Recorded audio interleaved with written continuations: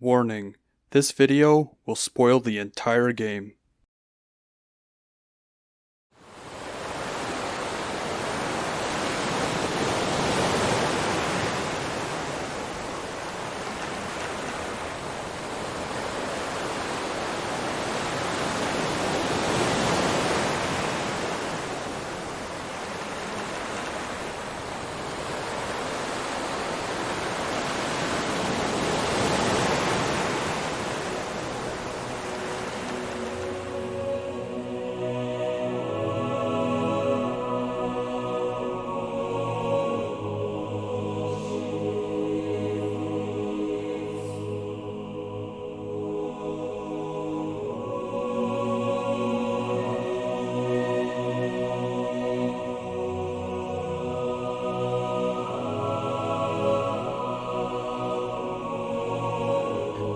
Yes.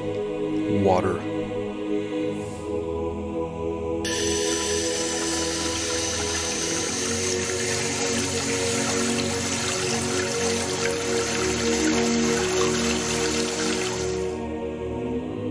Something that seems so simple on the surface. It is transparent, tasteless, odorless, and colorless. You look at it and feel like it has no significance, no meaning in this world.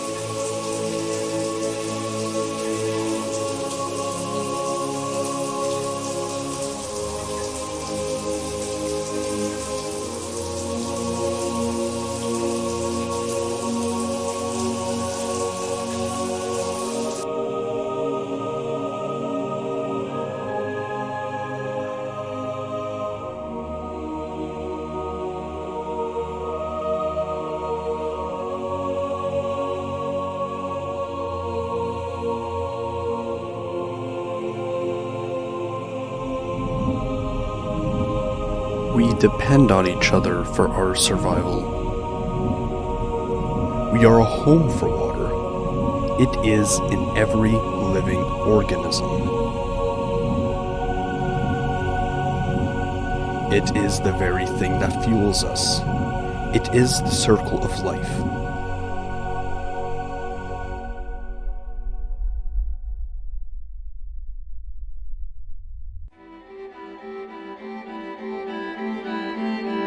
It goes even deeper.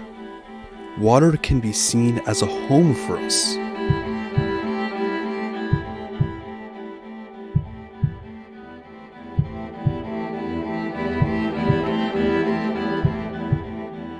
In the womb, we are submerged.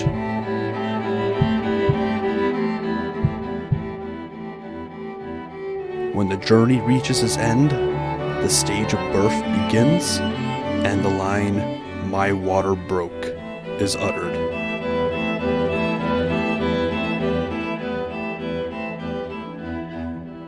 As we die, the water slowly leaves us.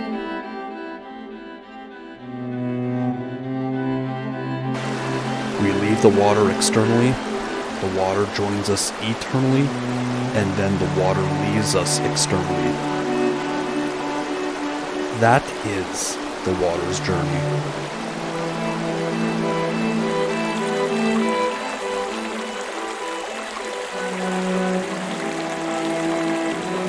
Like with our journey beginning with water, it is the same for other creatures, and in fact of the earth itself.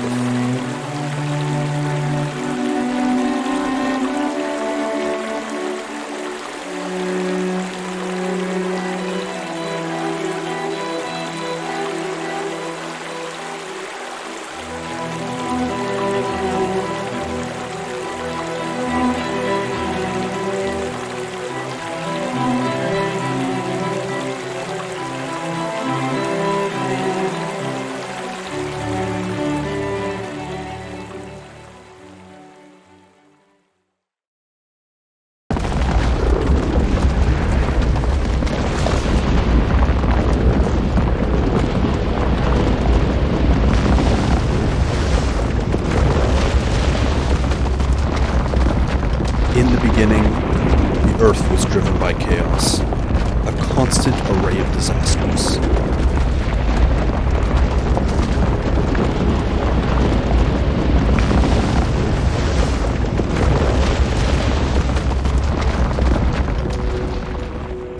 Throughout this chaos, water was eventually made, and it led to the creation of life.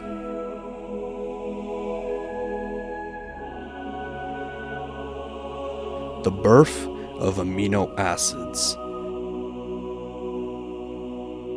Life got more complex. Evolution was beginning.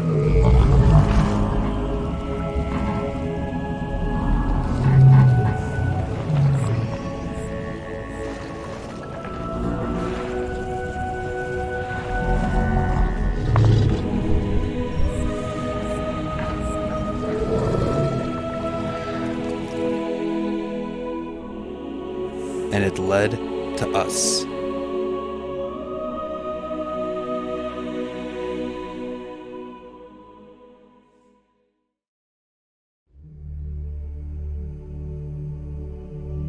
Humanity acts like the essence of the earth, ones of significance,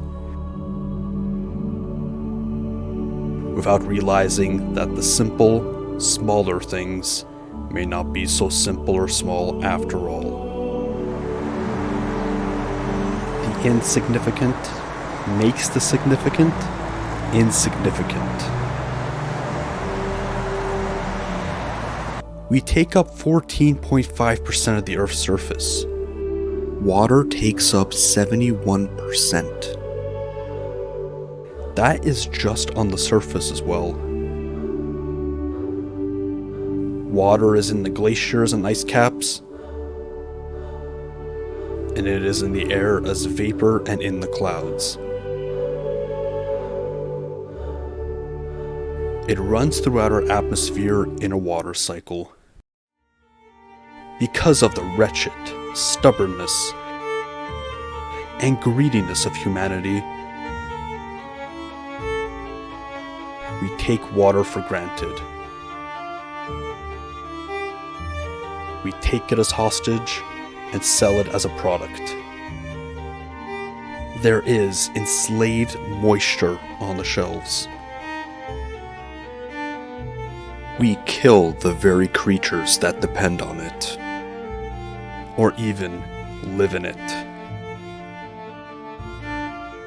We don't take into account its importance until it will be too late. Not only does it give us life, but it gives us destruction.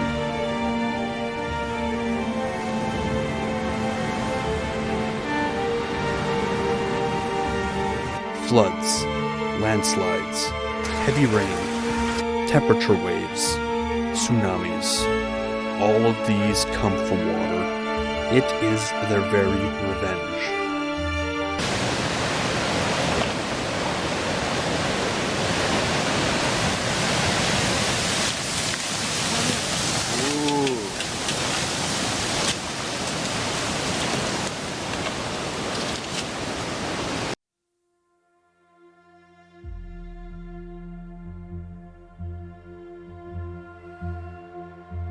We believe that we have explored the vast realms of the Earth.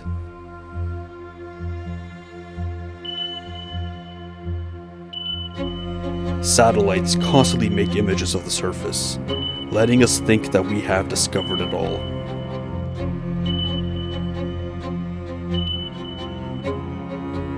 We have literally only scratched the surface. Inside the water shows an entirely different world. Like water, it shows both ends of the spectrum. Some of it is of breathtaking beauty.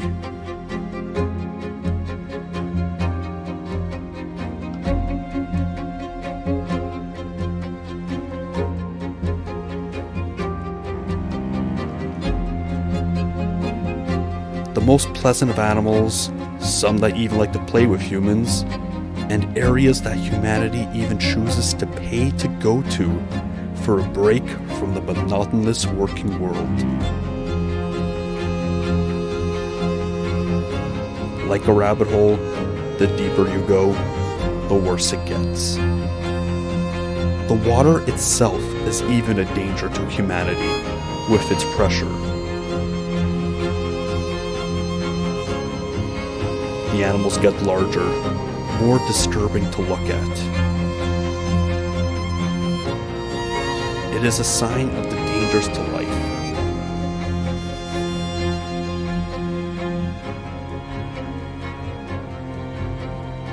Does it ever end, or is it an endless ocean?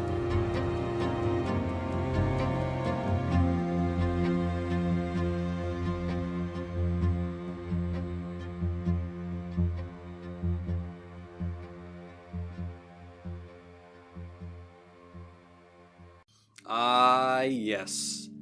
Stakes. The thing used to kill vampires. Okay, there's a different definition, at least in this review. It's the thing that people need.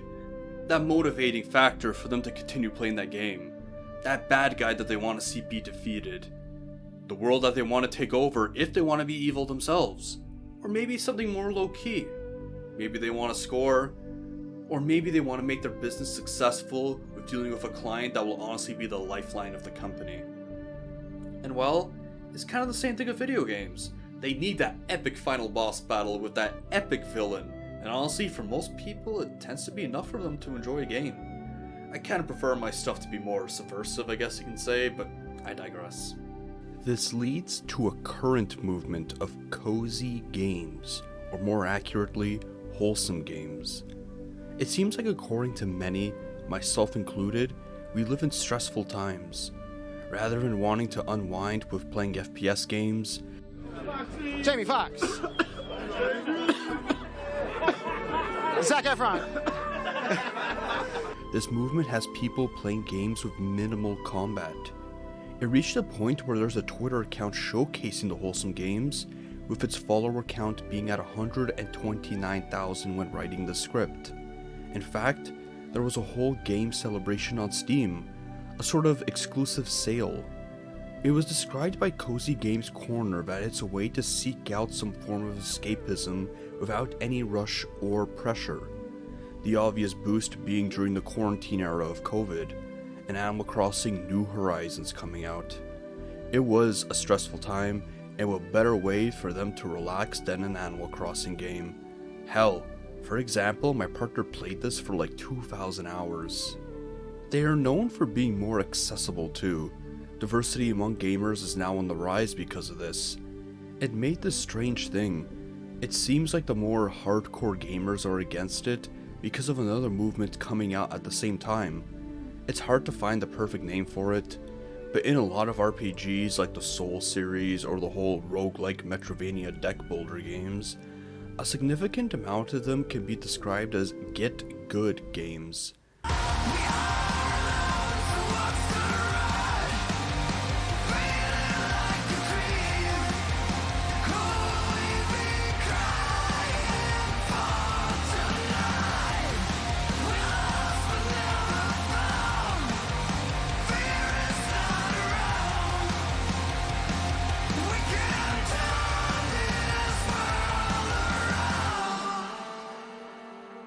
I guess the whole equal and opposite reaction thing really applies to this.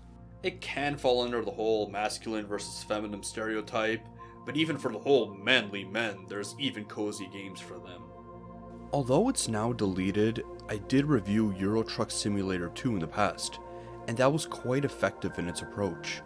To summarize it, why would people play a game where you drive? It can be because of its lack of pressure and stakes. Screwed up and crashed, or ran a red light? All you need to do is reload a save, or just accept a fine with the in-game currency. There's no actual damage like in real life. There are other examples like Power Wash Simulator and arguably House Flipper. I feel like a lot of point-and-click games will fall under this as well. If there are no game overs, the only barriers are really the puzzles. And if they're not too frustrating to the point that they're mood logic, and it's an overall wholesome plot, then I could see tons of people who are fans of the current movement clicking with those types of games. Although this movement is huge now, you could still say that there are stakes involved in them. You have a goal in mind, creating the best farm, getting a certain number of villagers to move in with you, getting to the max level, starting your own business, or completing the main narrative. It still had that obvious and well-established goal in mind for you to complete to help motivate you. It's interesting to see what the games are, I guess Proto-Cozy. Of course, it's hard to find the history of it, but arguably the first game is a Commodore 64 game called Little Computer People.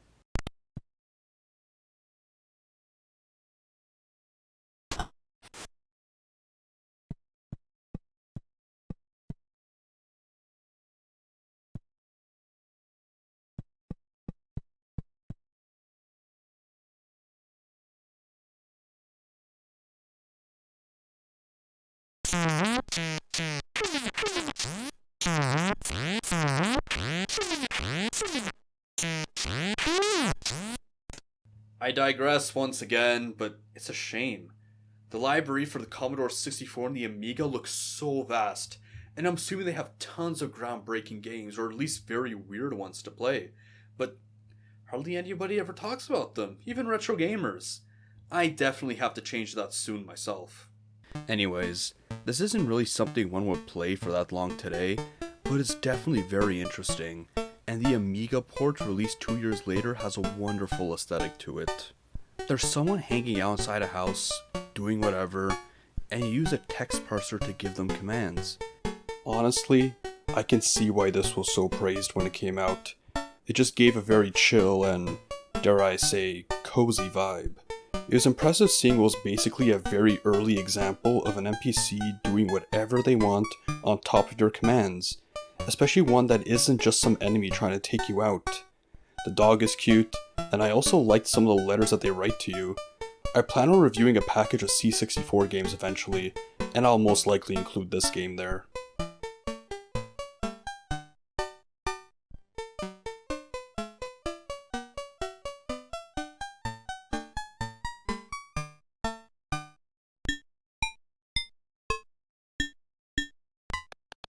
It's basically a precursor of The Sims, which arguably could be a cozy game too. How do you feel about sim pornography? There's subtle touches of that, but has that affected you at all? Or what do you think of that?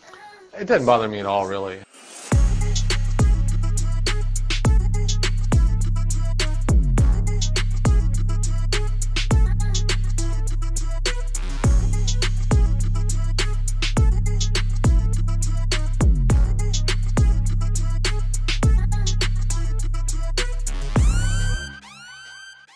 For farming games, there was Harvest Moon for SNES, and if you look at it, it looks really similar to Stardew Valley. This will lead to a strange segue that I hope makes sense. Let's talk about scuba diving games. The first instance of it, according to Moby Games, is the game Shark Jaws, an unlicensed tie-in arcade game made by Horror Games that was released in 1975, which is just a pseudonym for Atari. Tons and tons of these types of games were made in the 80s, especially for the ZX Spectrum.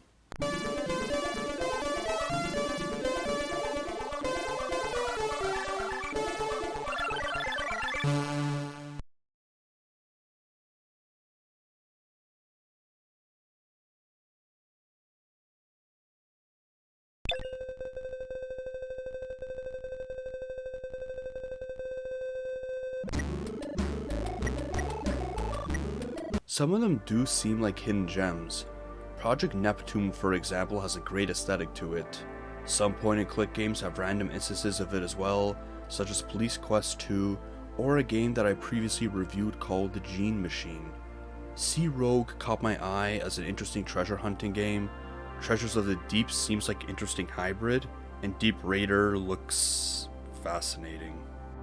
But they always seem to have that same sort of theme. There are always tons of enemies and it's more action oriented. Most of the cases you just gotta hit a shark. And well, you think with the whole reason why people scuba dive in the first place that they want a more zen-like approach in their video games. The exceptions I can find are Treasure Cove and EcoQuest: The Search for Cetus, which are both educational titles. The only true exception is Aquanaut's Holiday, which came out for the PlayStation in 1995, and oddly enough, became quite a big series in Japan, with it having releases as late as the PS3 era. It's described as a game that has you exploring for underwater ruins, treasures, and the creatures. No big obstacles are there, and your only true objective is to explore. It seems like a big market, which shocked me that there doesn't really seem to be a more accessible version of them. I mean, this game is expensive, and the rest of the series are Japanese exclusives. This then leads to the company Arika. It was founded by Arika Nishitani, who was previously known as the planner and game designer for several arcade games such as Forgotten Worlds and Final Fight. However, the big standout was shortly after. He was the planner for Street Fighter II. This includes the Champion Edition and World Warrior for both the arcade and the SNES. As his focus was with Street Fighter II, the company's focus from 1996 until 2001 were fighting games, with most of them being the Street Fighter X series. The few exceptions were the Tetris Grandmaster arcade games and Fighting Lair, yet another arcade fighting game. The Tetris Grandmaster series is something I'm sure you're aware of, with plenty of those videos of it looking impossible to pass, but somehow a few people are able to. It's kind of hilarious what this leads to, cause these games can kind of be described as get good games. And then, it gets weird. Out of nowhere, they released Everblue for the PS2. This is the spiritual predecessor to the Endless Ocean games. Unfortunately, it was only released in Japan and Europe and doesn't have the most info, but according to IGN, it's described as an adventure game with a unique twist. You play as a novice diver looking to discover the mysteries of the Daedalus Sea and locate the treasure that has haunted his family for generations. It's non-linear gameplay, and you interact with the town's inhabitants for various reasons. It was considered a niche that wasn't really used yet, and one that they believed had a wide-ranging appeal. Unfortunately, it wasn't received that well. Computer and video games described it as a tedious game where nothing much happens, and the other scores are hardly higher. This didn't stop them, and they decided to have a more universal release for the sequel Everblue 2. It seems like this time they aimed for more of a plot and more places to explore. The review scores are honestly decent. Game Informer was loving it especially, but it had this weird thing with Christians saying, "You don't know how close I came to giving Everblue 2 a 9, but I just couldn't do it. A game about diving can only be so good. Just give it a 9 if you love that game so much, jeez." I haven't played it either since it costs a pretty penny, but perhaps one day. This is technically part of the Wii Hidden Gem series, but considering how long that intro was, I don't think I should play this again. Still, these are very cheap. You could probably get both parts combined for like $20 US. It's strange because it was a year after the release of the Wii if you consider the Japanese release date, and there was still so little hype to this. In the Nintendo press kit for E3 2007, it apparently did include this, but just a short trailer and some images. It was nowhere else to be seen, and MTV doing an interview with Reggie asked about it since it was otherwise undiscussed, saying it's a diving game apparently. His response was, "It has all of the zen of scuba diving, which is relaxing and melodic. I think for people who are into that type of experience, it's going to have a blast." The strange thing about it is that Nintendo actually published this, so you think there would be more hype. To top it off, it was first announced at a Japanese conference back in 2006, where it was called Forever Blue. Keep in mind, the Wii didn't even come out in Japan during that time, with a short clip of it basically being a game compilation. When trying to find a clip, I came across a North American one instead, and it probably has the best thumbnail. Now that's the face of someone playing with their Wii. It ended up getting a Metacritic score of 72, which is honestly a fantastic score for a Wii game, because the discourse at the time with the console, even among critics, was super ridiculous. I fucking hate weed! Hell yeah!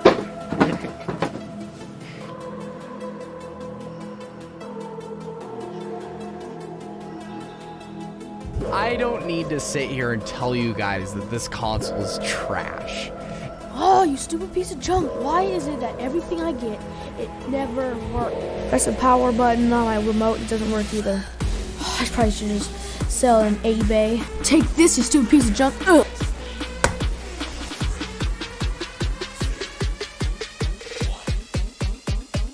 Nintendo Wii sucks! Waste of money!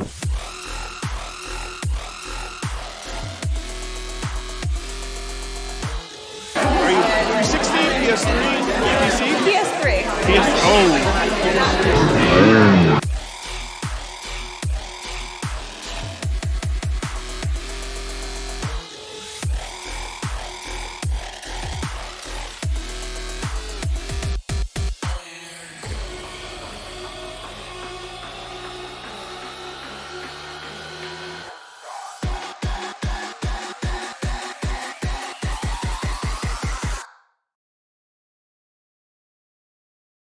The harshest review was by GamePro, who said that there's simply no game to speak of, and it lacks the most important factor for them: fun.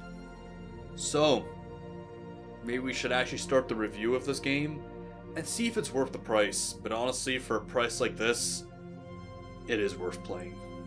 The bad sign starts immediately. Now, I can only show the title screen and not play the song there, but the soundtrack basically consists of music from Hayley Westenra. I'm obviously not going to do a personal attack against her. I mean, she's just a musician and seemed to be a teenager when she made the albums that contain these songs. She basically plays classical crossover and adult contemporary music.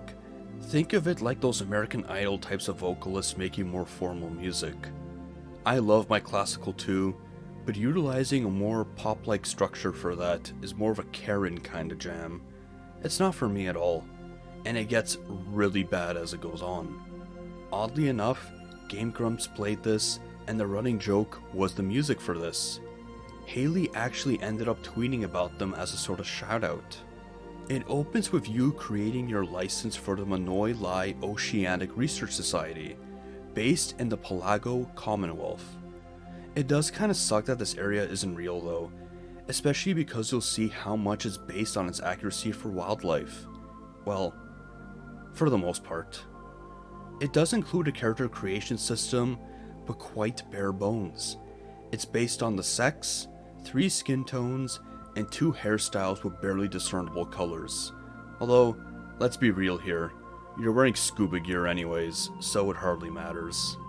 Your boss's name is Catherine Sunday, and the tutorial starts, and it becomes surprising. The controls are incredibly intuitive. I know everyone hates the Wii, but because its gameplay is one that is not the most accurate and not the most time sensitive, the flow between turning to different directions works smoothly. The button combination doesn't feel awkward as well.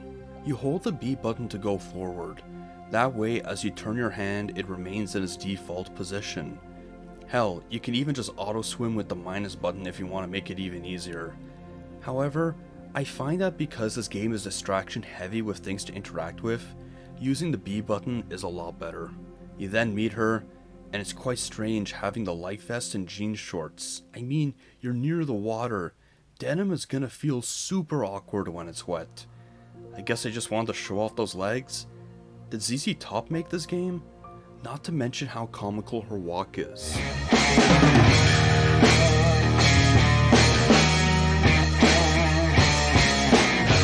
Then explains the other aspects of the game. You are to dive in a laid-back and casual way.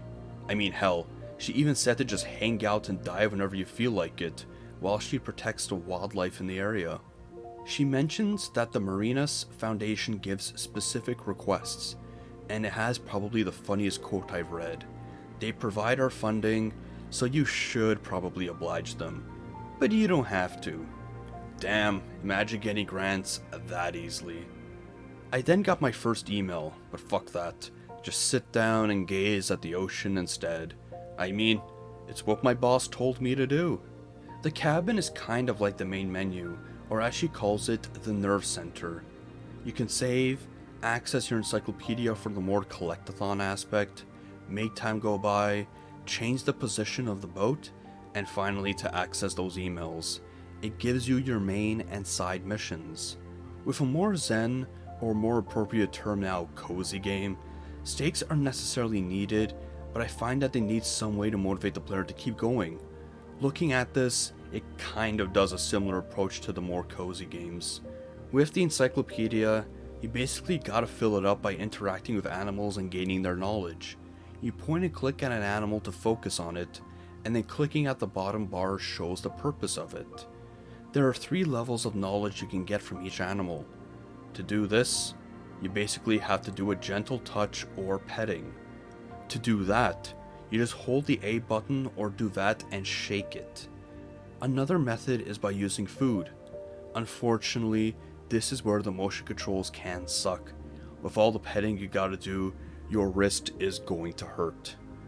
Eventually, animals show up on the boat as well, and you can basically do the same things. Exploration is the other major aspect. To get things started in a tutorial, you gotta find areas like the Corral Forest, and upon finding them, you get information based on them.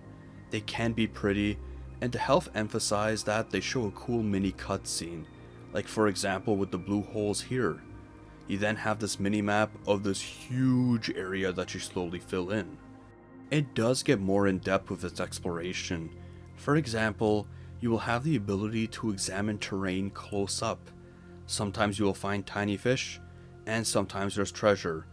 Both are used to complete the encyclopedia, but in different ways. Then there are the client-based jobs, the stuff you need to do to gain funding. This involves either making photos of whatever animal they request, or take clients out for guides where they usually want to see a specific animal. The last aspect is dolphin training. You rescue one fairly early on and you can give it commands, and the more it does, the better it gets at said commands. That's literally all there is to it. I only did it once. And aside from the story-based stuff, these are practically all the objectives for you. The pace and preference is up to you. They do have their pros and cons in various ways. The client-based jobs are the more interesting ones here. It starts out with this dude, and you should definitely be on the lookout for him.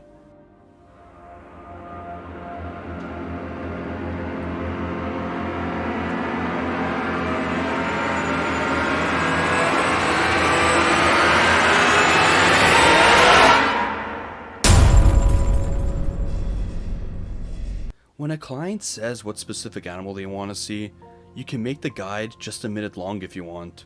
Just get that person to that specific animal and leave, but you're only going to get 3 stars out of it. You gotta show more animals and locations to get higher ratings. Overall, just give them a journey that gives more than its money's worth. However, there aren't really any motivations for it. They just give a star rating and that's kind of it. No bonus money or anything like that. In fact, with this dude, it gets the weirdest. Sure, he wants to see a humphead wrasse. Sounds good. It's actually hilarious timing that that was the fish he wanted, because it's the one that came up with that recent viral video. No biggie. I decided to do the trip. So, what was the motivation behind this? He gives you a small pen. He then says he's working for a company that is developing this prototype, and I guess he wanted you to use it and spread the word about it. And for some reason your character is happy about this. It was clear that this trip is just a representative trying to sneak in.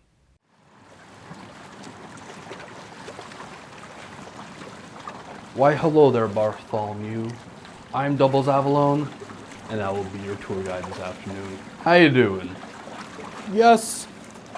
May God be with you in this fight. Oh, I mean, greetings. I love Jesus. I mean, scuba diving. Yes, I love scuba diving. Okay. Anyways, is there any specific fish that you want to see this tour? Tilapia, the fish of St. Peter. Tilapia? Really? I mean, that's like one of the most common fish in the world. You can see them practically anywhere. You came all the way out here. Don't you want to see something a bit more exclusive? No. Jesus is all. I mean, skydiving. I mean, scuba diving. Yes, scuba diving is all.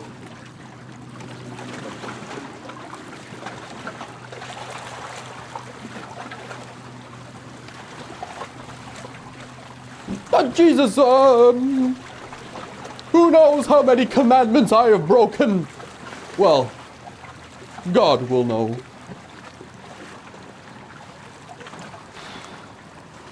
The clients I get sometimes.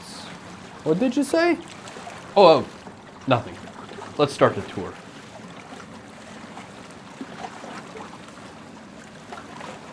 That was a great time. Now, for my payment. You have a moment to talk about our Lord and Savior Jesus Christ?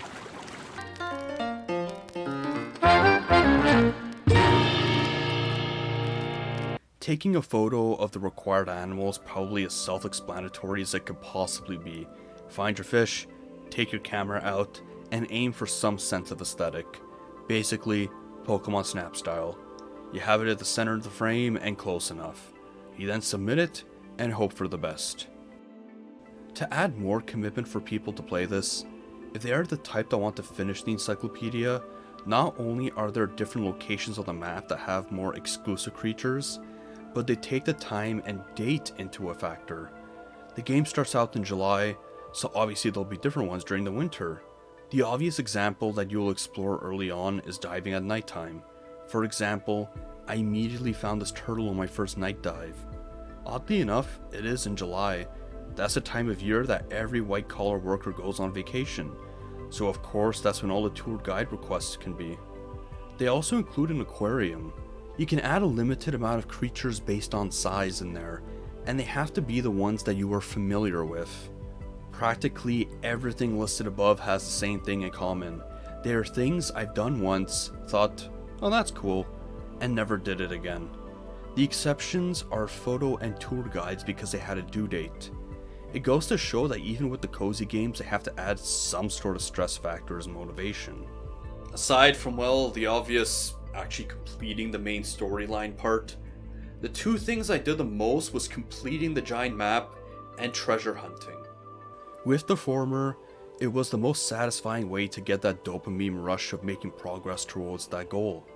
And when you finish a dive, you see the map slowly getting completed. I mean, it barely requires an explanation. The areas that have yet to be explored are shown in like a white or beige sort of color, while the explored portions are green. You then have your current position, and you could see where you have explored with a dot pattern to help keep track of your progress. It's fairly straightforward, but I found myself never tired of it, simply because while I was doing it, I was able to bask in the environments and overall ambience of it. This is where it screws up though. It gets very nitpicky.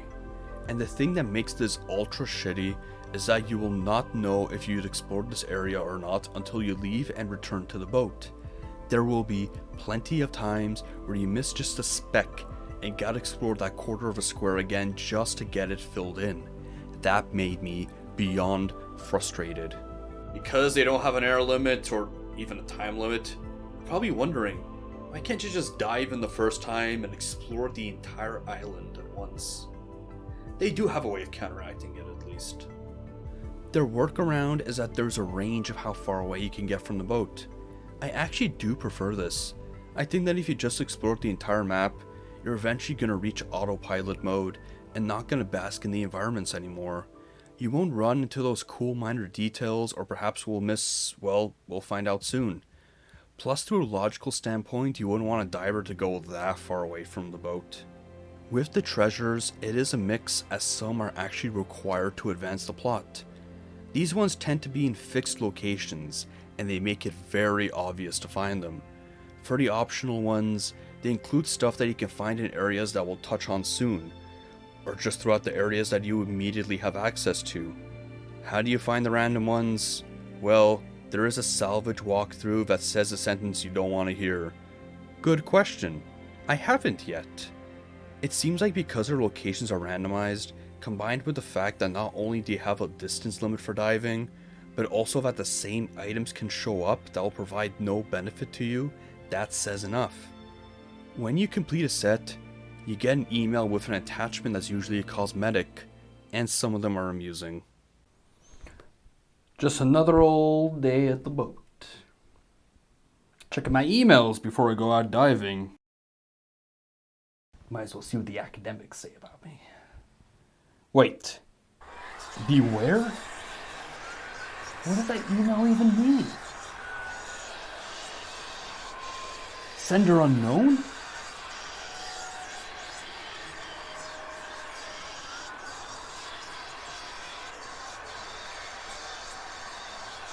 Oh God, is the idol I found. Wait, it has an attachment. What happens if I print it?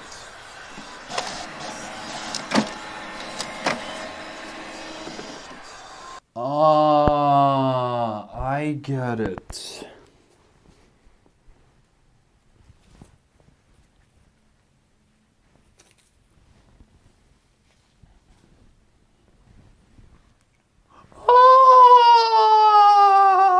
With the main storyline, I didn't really find it to be motivating at all.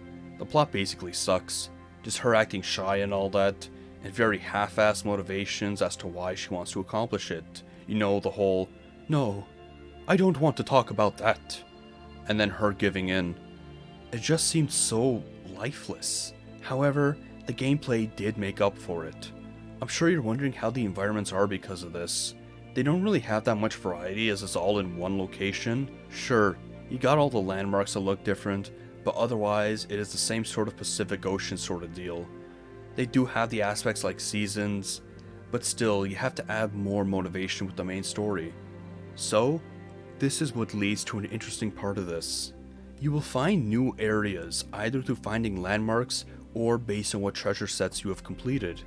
For example, the first case is that you get an email to test out a new air mixture for deep sea diving. You were then given the spot on the map for where to go, and well, go nuts. They do provide a nice change in atmosphere. For example, there are moments that can have some ominous music playing,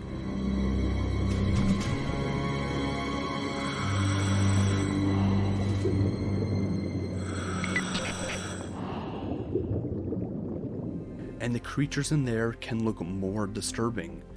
It even changes up what is required to make them friendly towards you. Petting won't work with some of them. What methods work? That I couldn't figure out. They also include treasures that are exclusive to this area. Because of its packaging system with the treasures, you will know when something is missing and if you need to go back.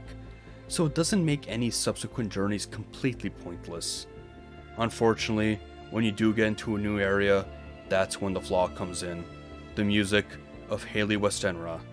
They take one song and it loops until you go back to your boat. Believe me, it gets very rough with some of the song choices later. To help prolong it, when you explore a new area, they kind of delay it. In the deep sea case, there's an obstacle in the way and you have to wait for them to get the tech, or at least figure out what to do next. So, you gotta waste a day or so. It is a nice way to attempt to increase its variety, and they do a safe way of letting you advance through time as well. It's not an in-depth sort of thing, obviously, especially because of the latter option, but hey, it makes for a more simulated experience. The loop does continue as you reach the other areas. I love how the second one had you grabbing onto a whale shark and it takes you toward a new area, almost like you have VIP access. It goes for an interesting attempt to try to give you some more lore by finding tablets.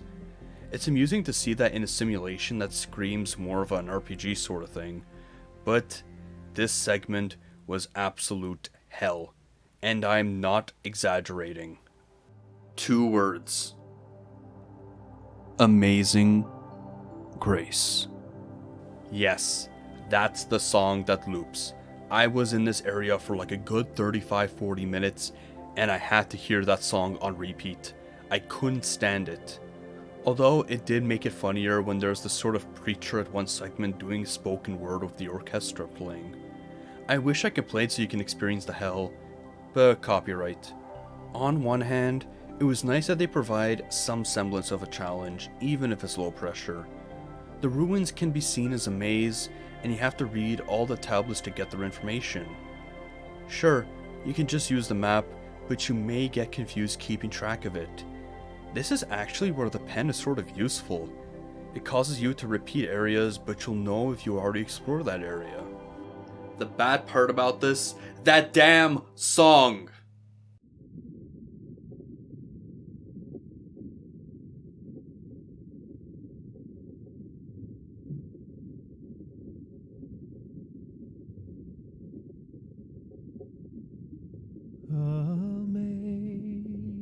Amazing grace, how sweet the sound that saved a wretch like me. I once was lost, but now am found, was blind, but now I see. 'Twas grace that taught my heart. It did get me thinking, why use this genre of music? I can't really think of any connection with the sort of Celtic style classical crossover with the ocean. However, when doing research, I found that in Rachel music a lot of them have at least a secondary genre tag called New Age, if not primary. This makes sense as they want to aim for a more peaceful atmosphere, and that would go well with the mellow sort of popish classical music. This makes sense as they aim for a more peaceful atmosphere, and that would go well with the mellow sort of popish classical music. With the New Age genre, a lot of albums tend to go for something more nature oriented, because that's what people tend to go for, stuff that are peaceful and even meditative. I mean, hell, look at how many people listen to forest sounds alone. Because of this, it includes water. Wham, bam, thank you, ma'am. The connection now makes sense, and I can see why they ended up choosing this. Perhaps the most fascinating part to me was seeing a shipwreck that actually drifts you into a new area as you go in. You then find another wreck of what seemed to be a warship as there was some planes. It seems like they wanted to aim for some emotional connection to this, especially with the music. But with that kind of music, it obviously failed in that regard. There was still some hope of a cool conclusion. Not like a post-black metal sort of climax, but there had to be something. They actually do establish a threat during then. You gotta place these sort of tracking beacons, and at one point, you're stuck. However, there's no stakes gameplay wise as you have unlimited oxygen. It was just a matter of finding the right solution to this. Take all the time that's needed. You then hear one of the beacons go off, and you find what you were looking for. The Ancient Mother. Something that wasn't a legend, and well, cut to the credits. That's it. There was nothing like seeing the business prosper, or even the other character with you. See? I already forgot what her name was writing this. Anyway, she didn't have some sort of arc at the ending, it just ends. Of course, you can continue the game afterwards, perhaps looking for some creatures that only show up in the winter or something. This is what leads to the amusing part. The date you start the game, July 1st. What date did I finish the game? And that includes waiting for stuff to show up, July 7th. Yes, I have done everything to at least implying that the business will prosper in 1 week. Imagine putting that on a resume. Oh, welcome, Danny Diver. I see you're only 18 minutes late. Not a good first impression, but come on, have a seat. Let's commence this job interview.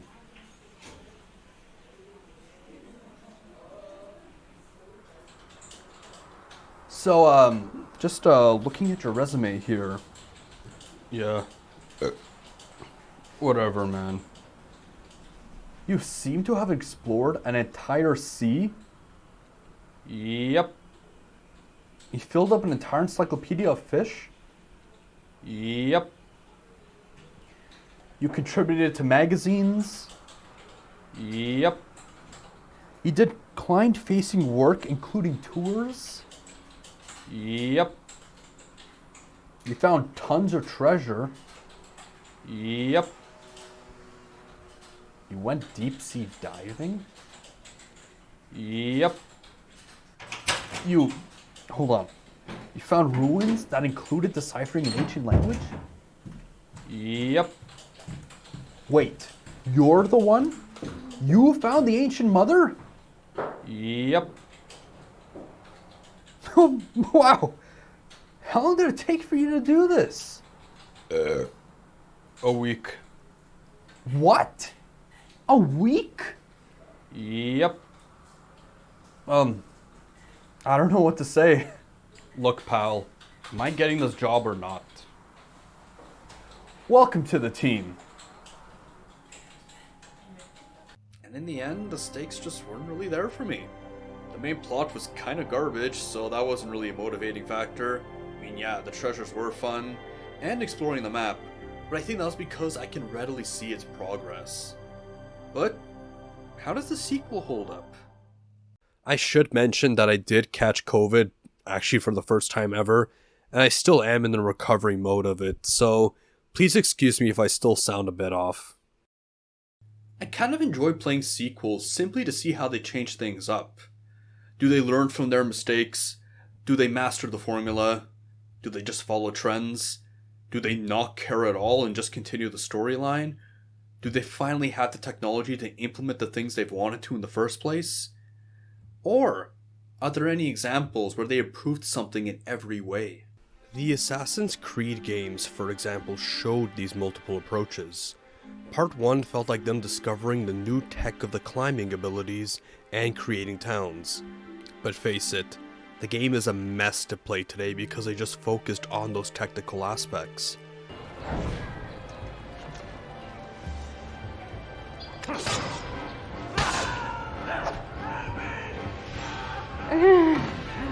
Alright. Part 2 did feel like them taking what they've learned and expanding upon it, making the combat have some actual difficulty to it rather than timing that parry sort of attack. They also implemented a plot and other aspects. The other ones felt like a continuation plot-wise of a few minor improvements. It got weird with the more recent entries. They did a complete 180 and changed practically every aspect drastically. There are the ones that follow trends, like Bomberman and Prince of Persia having their grim dark entries. Or, as an outlier, ones that say fuck that and do something never done before, even if it means pissing off the fanbase. Banjo-Kazooie Nuts and Bolts is a shining example of that, and is frankly one of the greatest games I've ever played.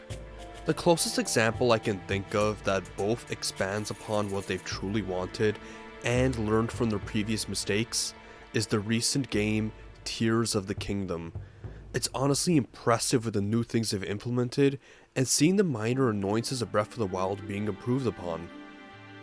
I played the sequel first and it's kind of obvious from the get-go, like within the first hour of part 1.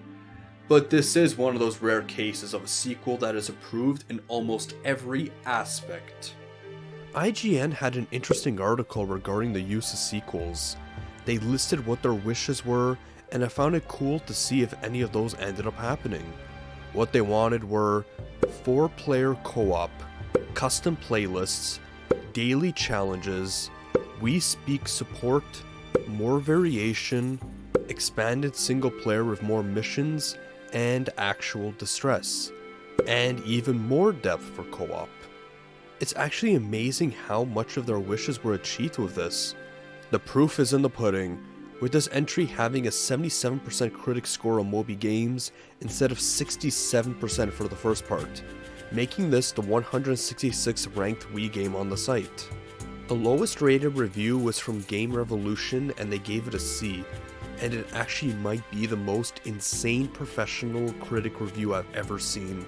It's written by someone named Mr. Flounder, and it seems to be from the perspective of actually Flounder from The Little Mermaid, which leads to our dramatic reading. He said he didn't like it. and that even for him it was really boring, and he likes kissing the king's butt and that's it. And then he swore more than I've ever heard, something about that Enya light horribleness or something, and then he passed out. Guess he was pretty mad. He only faints when it's something serious, like after seeing a shark, or when he heard that people tried to eat lobsters. Oh, and that one time Ariel's top floated off in a quick current. Good times. Just the beginning shows off its massive improvements. They actually provide a hook that gives you many questions, motivating you to want to find out more about it. Although, it's still got that music. Turns out it's by a group called Celtic Woman this time. That, of course, Hayley Wasinara was a member of for a while. During this, they utilize a character creator in a pretty cool way. For example, with a character named Gigi asking if you actually want to dive here, and you choose between the two sexes by saying, "I'm that kind of girl," or guy. You immediately swim amongst all of the animals including whales, giving this sort of epic feeling. After going into a cave, you see a temple in ruins, and that's it. By the dialogue, you can tell that this might be a goal later on in the plot, and it gives the players so many questions as to what exactly this is and how they got there. It will motivate them to play the game to get those questions answered. It then cuts to you applying for the job, and the character creation is completed at that point. This one managed to feel more serious than in part 1. He wants you to do client-facing jobs on top of your folklore research work. You gotta stay on top of it. No slacking off of stuff you should do sometimes, like in the other one. You then get introduced to Oceana. It gets weird. Now, the game doesn't do this at all, but in other sites there are mentions of this, like in TV tropes. Oceana is stated to be 14 in the European release of Blue World, but most fans like to ignore this because it would be extremely irresponsible to allow someone that young to go on advanced dives available in the game, particularly in the near abyssal Zahab region depths. They also point out that it creates plot holes regarding her father's death, which occurred 15 years ago when she was very young. They typically imagine her revised age as 16 at the minimum, though players who like to ship her with the player character who is about college age or older just put her age at 19. I guess that's how it works. Those weirdos. But this does get weird, believe me. For example, there is this one Let's Play series, and this right here is the thumbnail, and here's the catch. This character is 14 years old. I guess that's just your average right-wing libertarian. It then becomes a tutorial of the diving aspect, and this is where there are hardly any improvements from the first part. And you know what? I don't mind that. This is an example of a sequel vastly improving upon the original entry, and part of that is to keep the stuff that works. Although with this one I noticed that the atmosphere is a lot better, just hearing the sounds of the water and you breathing slowly.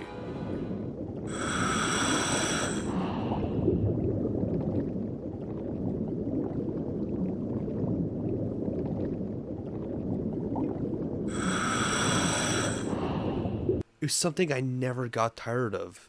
The music, well, at least when it's not the Celtic Woman music, does its job as well. It somehow helps emphasize the atmosphere when exploring a new area. Kind of like you found progress and the celebration is by said music. It knows when to stop and to go back to the atmosphere as well, so it never gets annoying.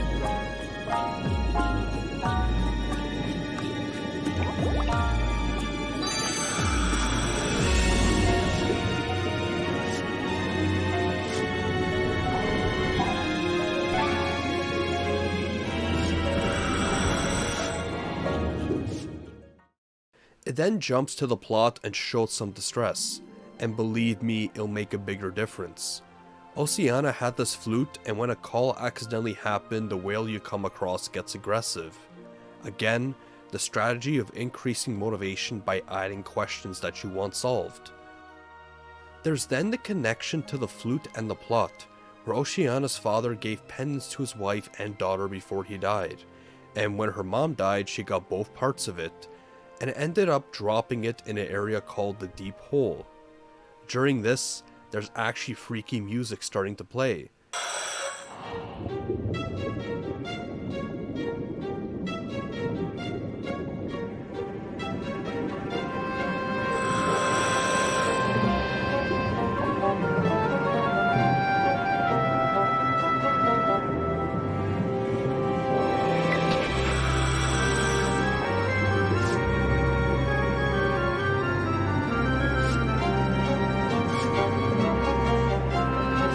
You are then given a new item that shows how intense it can be. It's called a pulsar, and you use it to both heal creatures and pacify the dangerous ones. Yes, in this case, you have enemies. It introduces another aspect of danger in this. Now, you have a limited amount of air. The rate it depletes depends on how deep you are in the water, and if you have a strong impact of shock, which yes, means being struck by enemies. Doing this, I had the closest call.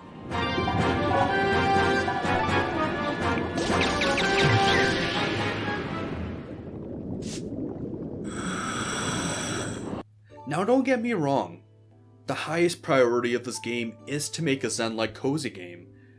But I think because of some sort of dramatic factor, I guess you can say, or at least some dark moments in this, there's that use of contrast, and the light moments shine even more. When it comes to healing, in the pulsar view you could see the health of the fish depending on the color of the aiming reticle. The problem is that I found it doesn't really achieve much. I've never seen a cutscene or anything about the health of a certain area, so what's the point in doing it? I gave up on it quite quickly. Upon completing that level, the mystery starts to unfold. With both pendants given to the two family members, they click in place. It leads to a very important gameplay aspect. At this point, the improvements really start to unfold, and it's an overload of how much of an improvement this entry is.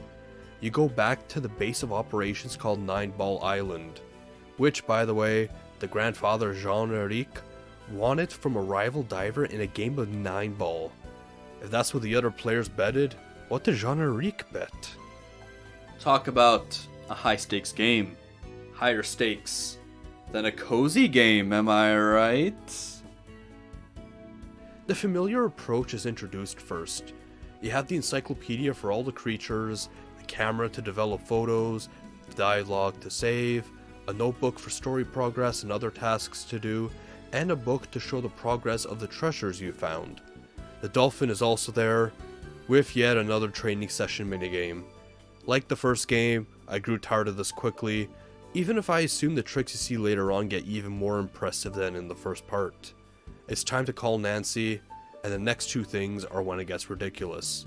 Firstly, if you noticed, the map of the first area is quite small.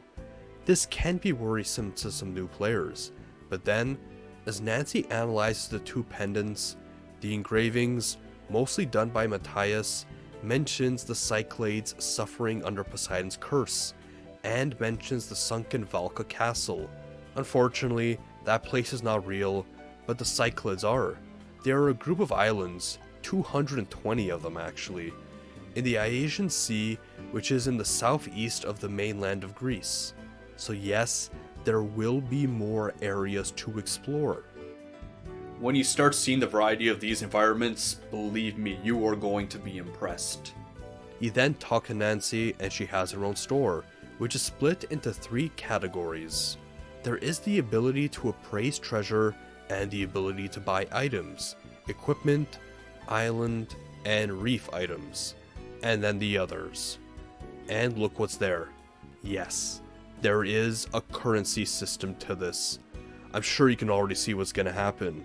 Those client-facing jobs, for example, you'll actually get a monetary reward out of it.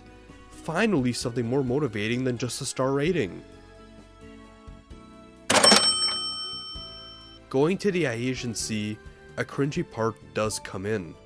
The comic relief character named Gigi. However, he does become a very useful character, as you will see quite soon. But, in exchange of the cringe, you get something that drastically improves this game. The multi-sensor.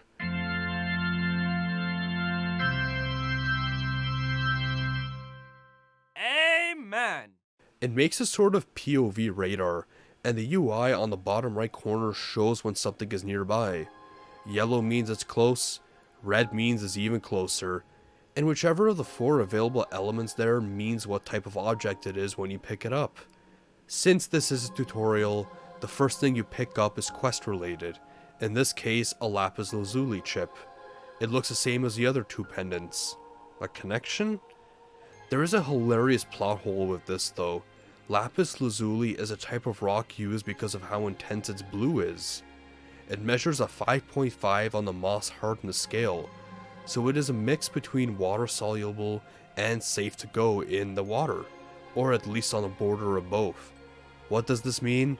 Firstly, it releases sulfur in the water, and next, if it's been there for ages, which, as ancient as this flute is since Nancy mentioned it, it would have dissolved. Why is it still there? Upon exploring this area more, it basically does a pattern of the first game where they have certain landmarks with their own cutscenes and music showing the progress. But, since this game already shows the multiple environments that are there, it means that you are free to pace things in a way that stays fresh for you. If you get tired of exploring one area entirely, just change to another. That alone is what kept me going through this game a lot more than with the first part, and is already a drastic improvement. With this, there is already these special areas like the ruins in the first game. They just have one in each area, but with there being multiple areas around the world to explore, it makes more sense. In the case of the Asian Sea, it introduces a distressing aspect that can be seen as one of the major improvements, even if it can't be illogical. You can already tell something is up when you enter the village ruins with its use of music, giving not exactly the scary feeling, but one that provides a sense of urgency.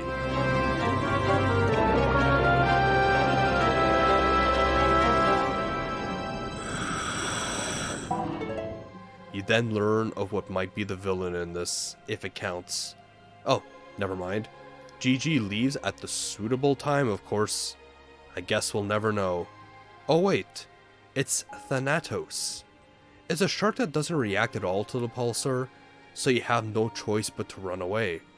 It will be utilized in a more bonus way later on, and of course you have no choice but to end up in that secondary area of the Asian Sea.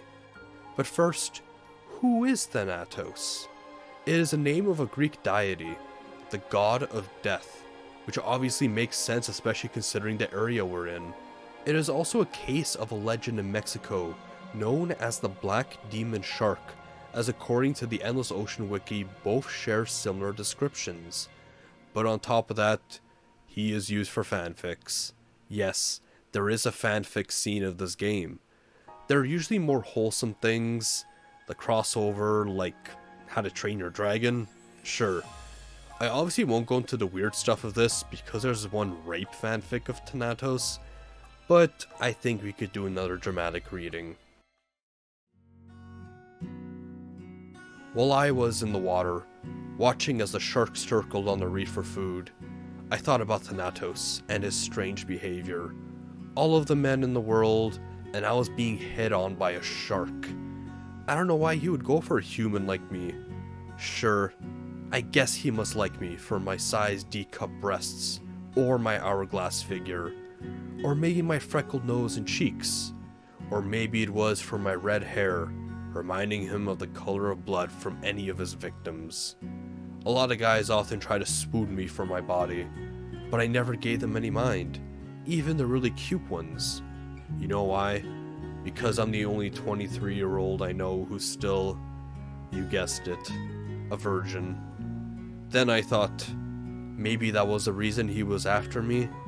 I blushed madly at the idea, not wanting to think of what would happen if I chose to lose my virginity to a shark, even if it was Thanatos. I'm not into the fanfic scene at all, but judging from this, it just kind of seems like another form of Rule 34. It's in these side quests that you begin to notice some advancements with the plot, and one aspect that is, I guess, partially improved upon from the first part. But firstly, there's one thing that didn't fix it. Again, copyright, but yup, when you reach those areas, the bullshit songs are back, and they loop while you were in the area, over and over and over again. The hell keeps going. Anyways, I found that the environments are better here, but mostly because they're more varied.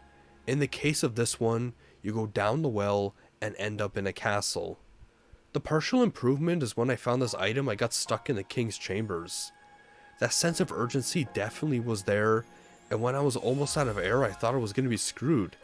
This isn't like part 1 where the air is infinite when you're stuck. What was going to happen? Oh, you could just return to the boat? Oh sure. I can understand this through a cozy game perspective, and to keep a consistency with its mechanics, but it's kind of hilarious how that sense of urgency is pretty much all gone when you realize that there's no punishment for running out of air, except for spending like a minute or two to dive back to the area you were previously trapped in. While leaving this area and going to Nancy, you will see that more and more equipment are unlocked, or fancier versions of the ones you have. Basically, they are upgrades. You are able to improve upon every diving aspect. More air, faster swimming speeds, more pulsar ammo, a better way to store more and larger treasure, pen ink, again who the hell needs that? You know, all the goodies. On top of that, there are character upgrades. For example, the longer you dive, the higher your diving level gets, meaning that you can dive longer. Add larger oxygen tanks in the mix, and you can be in the water for ages. At this point of the game, pretty much all the side quests are unlocked, so I think now is the time to go through them. Some stuff feels exactly the same as before. You've got the aquarium, which you can fill up with any creature you want, and yes, that includes predators and prey, and freshwater and seawater. I guess they all work together in the cozy game, and run their bodies differently. However, one improvement of this are the small creatures that you see in the zoomed in view, and for land creatures. You have 3 floors this time, one for the main underwater ones, one for the land creatures, and one for the smaller creatures that are separated in tiny aquariums, depending on what ecosystem they live in. So yeah, that makes it even more confusing. With the smaller fish, the area they live in matter, but the main aquarium doesn't? Sure. There's a sub-area in the opening area as well, one that isn't the deep hole. There's this destroyed area that Jean and Arika wants you to rebuild into a reef for fish to return to and live in. You buy the upgrades from Nancy, add them, or have the game itself do it, and that's it. I went back a few times to add stuff and then see how many fish were there afterwards, but it wasn't really that rewarding in all honesty, especially when seeing how small those numbers were. The guided tours and photo requests, nothing to mention really. The same stuff, but again, instead of just a star rating, you get money depending on how well you do. Something you will really need for this game, believe me, as opposed to just having the motivation in the first place. A new sort of side quest they have is creating maps for tourists. You do this by simply filling in the map. I was already into doing this for the first part, so I was into doing it for this game. However, this is one of the cases where it is vastly improved. You can see on your minimap when an area is explored the second it happens. No longer will you just have to hope that it was explored when you return to your boat. Thank fucking God. To add even more to it, you get money for filling in a map partially, and tons of money for completing one. A minor new one are quests to help animals, or finding a blue bird that travels to every location. They are cool ways to do minor distractions, and because you will end up with either a cosmetic item or money, you got the potential motivation right there. The treasure aspect is by far the biggest improvement here that isn't a completely new addition. Yes, there is the treasure that you get when you zoom into spots, but it's just for coins in this case, and it's considered a separate sort of treasure, and one that is based more on side quests as opposed to monetary rewards. Instead, you use the multi-sensor. Like mentioned before, you can see what type of object it is by the logos that flash, and when selecting it, the hand brushes the sand off, and you can see what type of object it is in a very vague sense. I will get this piece of advice out of the way first though. Don't bother treasure hunting until you get the max upgrade for being able to store treasures. Nothing grinded my gears more than finding some treasure, realizing that it was too big for me to carry, and having to just place it back, wasting my time. You can only take a handful per trip, but this leads to the next edition. In the case of the guy Gigi, who you met in the Algerian Sea, he will tell you how much treasure is within a certain range, and he will allow you to carry more pieces of treasure per trip. Everybody else has their own special advantage when you dive with them. So, when you want to sell the treasure, you must first get them appraised by Nancy, and as she does that, you will find out what piece of treasure it is to add to your encyclopedia, and automatically get the money that it's worth. Some of them really get amusing. The Aegean Sea is the best place for it. Probably not a coincidence since you unlock the multi-sensor at the same time then. There are all these shipwrecks, and the side area being the castle, so obviously it's the best place. But it leads to some illogical things. Some stuff were found in shipwrecks, so I can cut off some slack, even if it was stuff that's clearly modern, in a clearly older shipwreck, as it's clearly made of wood. But whatever. The thing that goes beyond my limit is what I found in the castle. I found this old book, and when I appraised it, what is it? A fiction magazine, and looking at its photo, it's one of those weird comic magazine hybrids. So I got a lot of questions. Firstly, how do you appraise a book that's been underwater for what's probably hundreds of years? It can't be the case of a more modern book just getting there, because even though you see the tower here is just above the water level, the threat with the Natos and everything being attacked speaks otherwise. Even with Gigi being what is apparently the best salvager out there, he said that he wasn't there. So it is medieval, or however old this castle is. If that's the case, what are actually the holy books in medieval times? What did those Catholic monks read?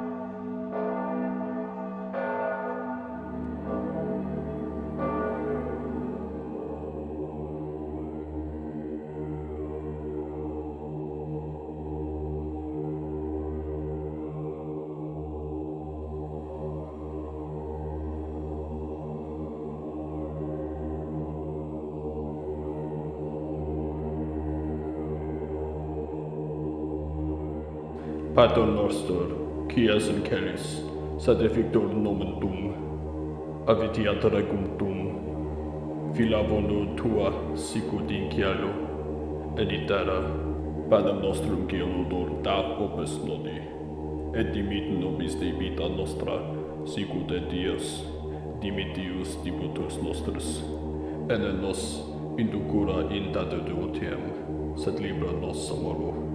Amen.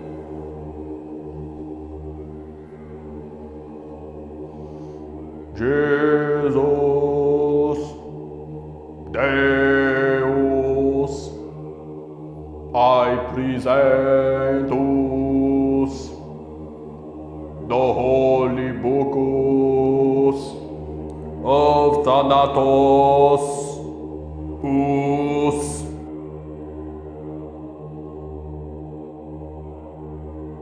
Everyone, our holy book.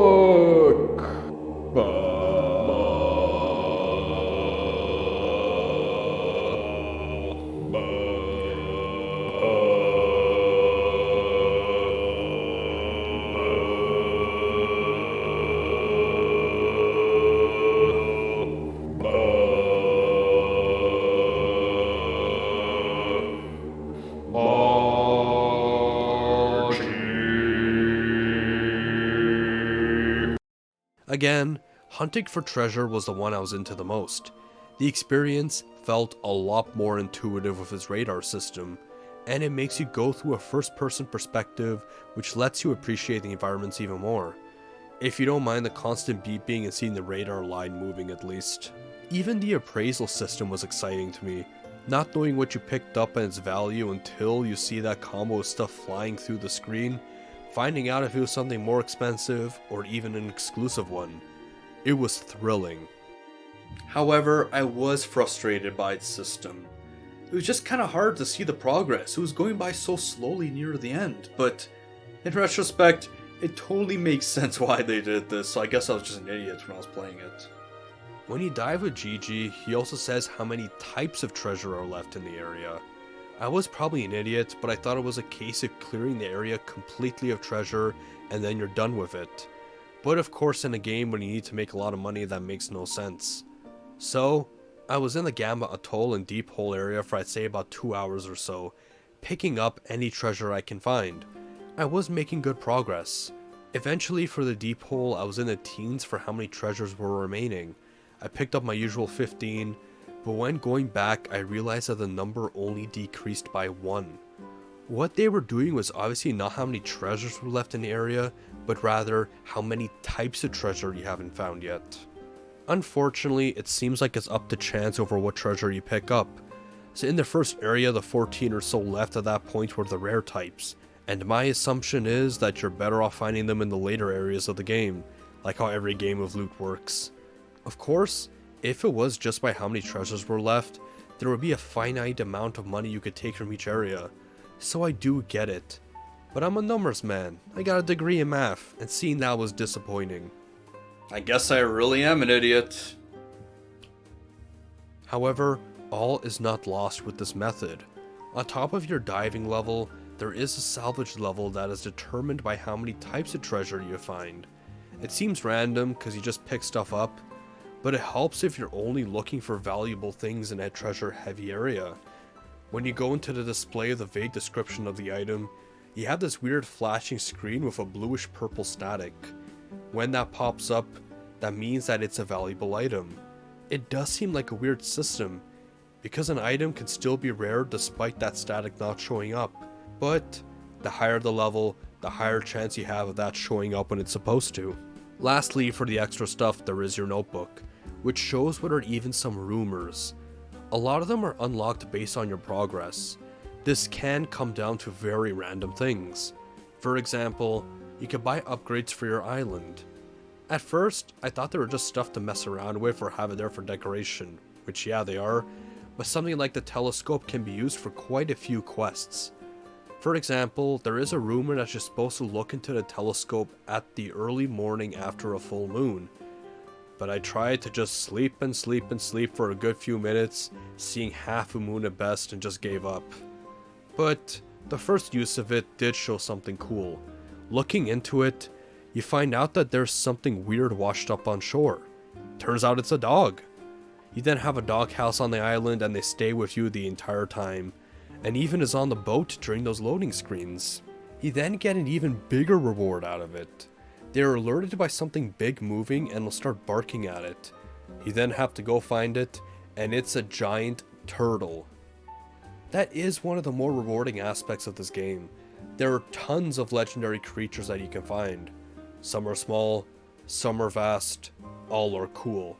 3 of them are at an absolutely ridiculous standard of being awesome, but the amount of effort needed for them can be a bit much.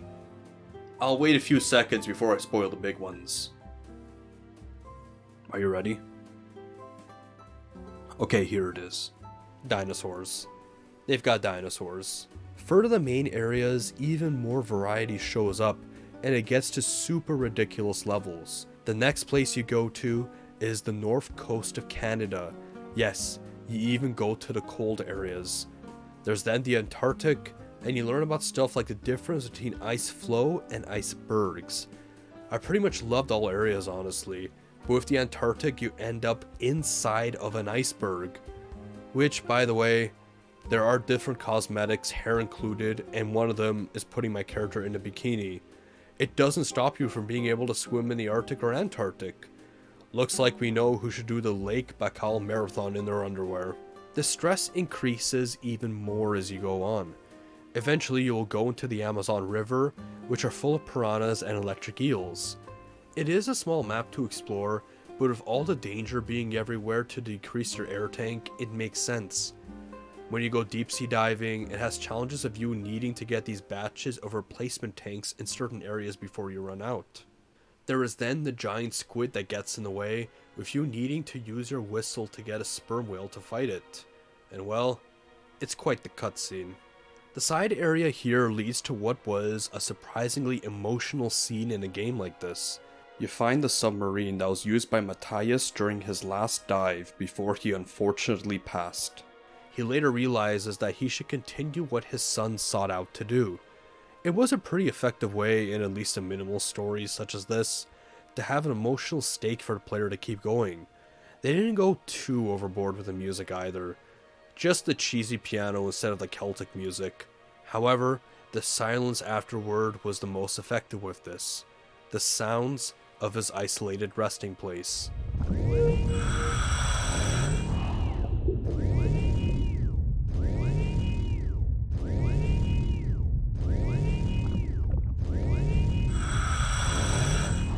Man, that was quite the atmosphere. Well, of course when Jean-Eric started talking, that was when the Celtic music came up. This leads to the opening cutscene once again, where we have the final level, which goes for a very interesting approach. The exploration is still there, but it's much more puzzle-oriented. Firstly, said opening cutscene was actually based in the Zahab region in the Red Sea. That region is obviously fake, but the Red Sea in Egypt is real. You enter the Cavern of the Gods, which is made by an ancient hidden civilization known as the Oceanides people.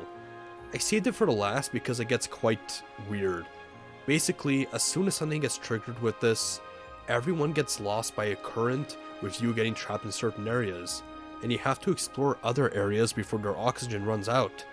Especially as you're locked in, which yes, like in Valka Castle, if you want you could just return to the boat and come back here. I digress, but once again a fun fact is that obviously there will be lots of treasures here. Because you could just leave and come back, you could just treasure hunt a few times while doing this. It will make sense as to why you should do this. Anyways, during this segment you find this mural. I mean, it's obviously right, who the Oceanides really are, and it gets more strange later on. There are 4 statues while you explore: Nephites, Osiris, Horus, and Isis. All are Egyptian gods. With the following info we have so far, this makes sense. This is where the weird parts start coming in. According to the TV Tropes website, the looks of these gods are inaccurate. They are all depicted as men when Nephites and Isis are not the case, and they are holding the wrong things. Isis is holding Osiris's crook, and Osiris in exchange is holding a papyrus scepter. It gets weirder because a lot of the stuff is in the Aegean Sea near Greece. Although that still kinda makes sense, we are still finding underwater cities of ancient Egypt with connection to the Greeks, or at least nearby Greece as well. When I was exploring the Aegean Sea area, on top of all these random cutscenes, which yeah, like I said before, please keep exploring in this. I found these murals when I dive in caves and go above the water. They again looked more Egyptian than anything. When you were in the castle, you find the Okanos tablet. Googling that, it comes up as more of a typo that leads to Oceanus, with a C and U instead. That is the name of a Titan son of Uranus and Gaia, the father of the river gods, which are called, get this, the Oceanides. So, are they Greek or are they Egyptian? It doesn't make sense for them to have to do some sort of bootleg civilization to avoid copyright. There is the legend of a city called Heracleion, an ancient Egyptian port city that was known to have a connection to both the Greeks and Egyptians. So perhaps it could be from that? If so, that's hilarious because we're still finding stuff related to that in 2021. Reaching the end of this, it kinda gets surreal. Playing the dragon flute, we get the super weird looking giant goblin shark. And it somehow knows how to close the door, making you solve the puzzle in order to get out. It is implied that they were bred by the Oceanides, which is even scarier. When solving this, it does the trope of everything falling apart and you having no choice but to escape within a time limit. And honestly, at this point the game was kinda ruined for me. They didn't have those explicit stakes for me to go through. Getting back on the boat, Jean-Eric says the lines, "We need to work like a dogfish until L&L diving service is profitable again." Sure, that I don't have a problem with, but without any sort of sense of progress in regards to this, even during the main quest, I just didn't care. It was honestly probably for the best that I chose not to do so as well. You can return to the Cavern of the Gods after it is excavated, but how much do you need? Looking at most of these jobs, they just pay a few thousand, so it can't be ridiculous, right? You need $1 million. It gets even stranger. According to TV tropes, all you need is $500,000, but you don't know this until you require $1 million. So it's just a cheap trick to make this arbitrary goal even longer than it should be. If I actually played the game at that point and realized that was the amount needed, I would have been so pissed off. If there was something I learned from this playthrough, I did ignore the notebook for the most part. Please don't do that. It gives you the quest progress for tons of different ones. So even if you find yourself getting bored of getting that $1 million, you can follow those quest lines to help motivate you step by step. I guess the stakes that I wanted then was set the entire time. Yeah, I'm totally a bad player. So we are kind of at the concluding paragraph of this, but first, I never really used this pen in either games, and I figured there's gotta be some use for it. Might as well write my closing notes right now. Wait a minute.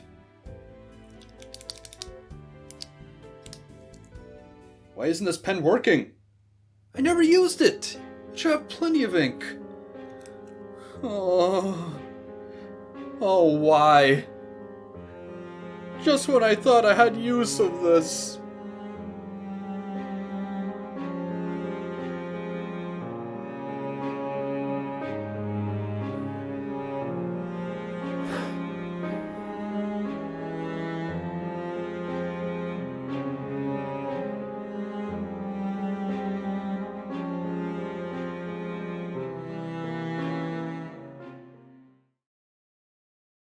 And now, we shall pay tribute to this dying pen.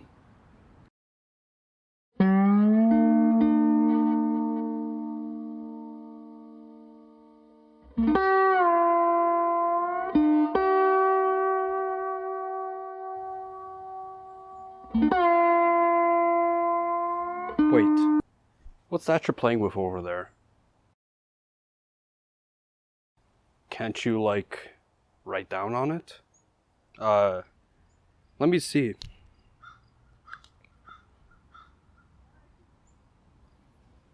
Yeah, it works.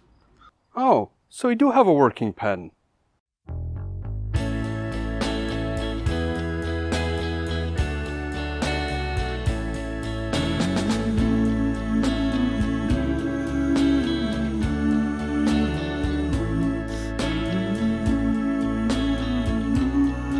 Now that that's out of the way, like Tears of the Kingdom, this is up there with one of the sequels that improved the first part in practically every aspect. I would highly recommend that you play this, even if this is the only entry that you're gonna play. Thanks for watching.